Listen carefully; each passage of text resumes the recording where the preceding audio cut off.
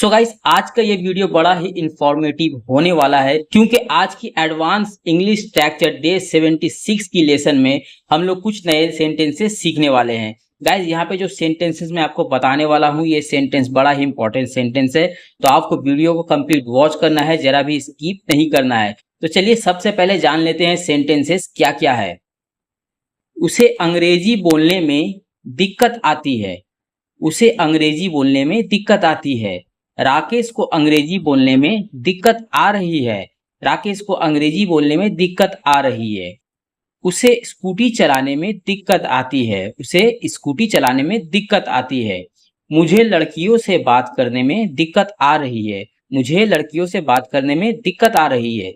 तो गाइज, इस तरह का सेंटेंसेस हम लोग कभी ना कभी अपनी लाइफ में बोलते हैं। गाइज, यहाँ पे आपने नोटिस किया होगा जितने भी सेंटेंसेस मैंने बोले हैं सारे सेंटेंस में एक चीज आपको कॉमन दिखा है और वो है दिक्कत आती है या दिक्कत आ रही है। ये आपको सारे सेंटेंस में कॉमन दिखा होगा।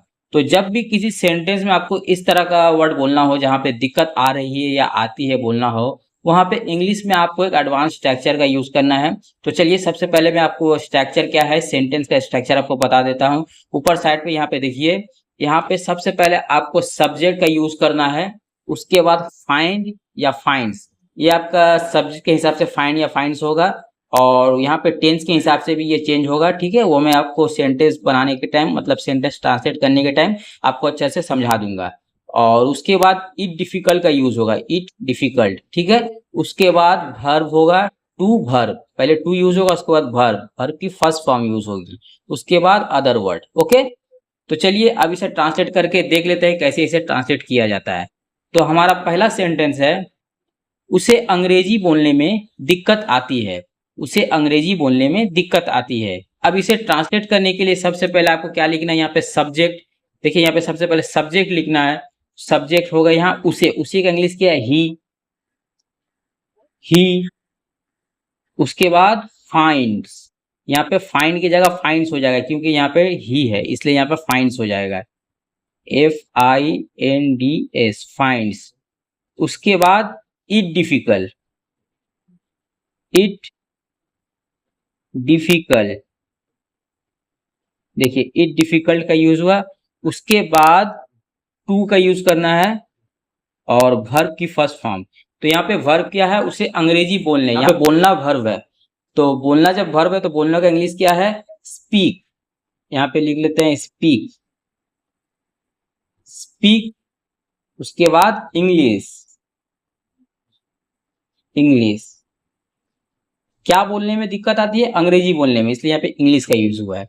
उसे अंग्रेजी बोलने में दिक्कत आती है, he finds it difficult to speak English. Okay, चलिए नेक्स्ट एग्जांपल से इसे और अच्छे से समझते हैं। राकेश को अंग्रेजी बोलने में दिक्कत आ रही है। देखिए यहाँ पे राकेश को अंग्रेजी बोलने में दिक्कत आ रही है मतलब ये प्रेजेंट टेंस में है।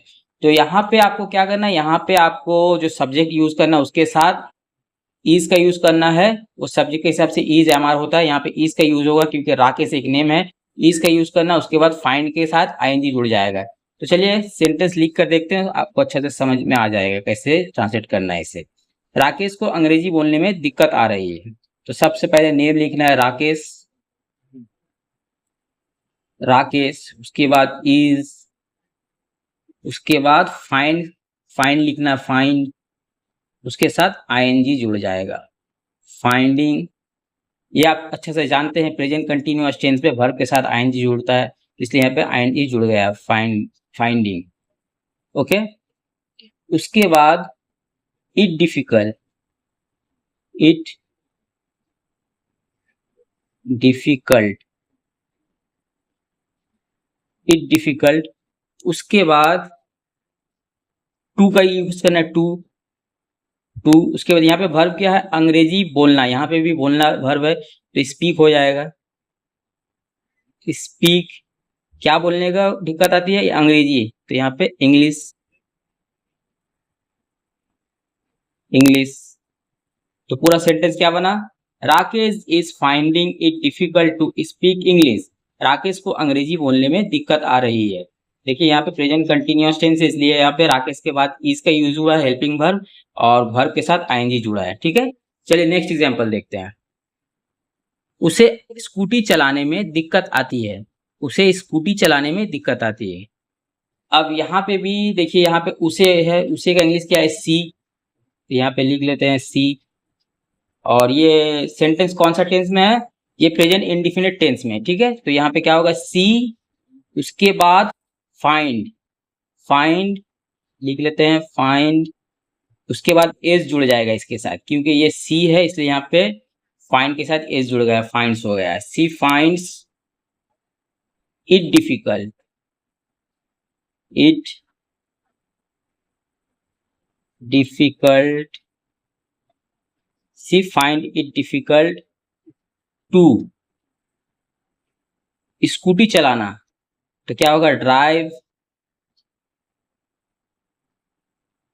क्या चलाने में दिक्कत आती है, स्कूटी चलाने में, दी स्कूटर,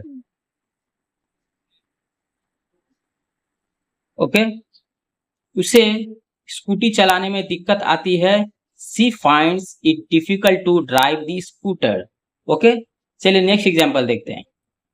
मुझे लड़कियों से बात करने में दिक्कत आ रही है, मुझे लड़कियों से बात करने में दिक्कत आ रही है। देखिए यहाँ पे भी ये प्रेजेंट कंटिन्यूअस टेंस में है, तो यहाँ पे भी आपको क्या करना है, यहाँ पे मुझे मतलब आई यूज होगा, आई के साथ एम यूज होगा, और जो वर्ब रहेगा उसके साथ आईएनजी जुड़ जाएगा। चलिए ट्रांसलेट करके देख लेते हैं। आई एम फाइंड, उसके साथ आईएनजी जुड़ेगा, फाइंडिंग, उसके बाद it difficult, it difficult to, उसके बाद टॉक, टॉक, लड़कियों से बात करने में इसलिए यहाँ पे टॉक का यूज हुआ है। टॉक टू, किससे दिक्कत आती है बात करने में, लड़कियों से, टू गर्ल, गर्ल्स, ठीक है। देखिए मुझे लड़कियों से बात करने में दिक्कत आ रही है, I am finding it difficult to talk to girls, I am finding it difficult to talk to girls, okay. तो आई थिंक गाइस आपको समझ में आ गया होगा कि यहाँ पे फाइंड, फाइंड्स की डिफिकल्ट से कैसे सेंटेंस ट्रांसलेट करना है, और सेंटेंस कैसे ट्रांसलेट करना है ये मैंने यहाँ पे एग्जांपल के जरिए आपको बता दिया है, ठीक है गाइस। तो गाइस मिलते हैं किसी और नए से एडवांस इंग्लिश स्ट्रक्चर के साथ, तब तक के लिए अलविदा।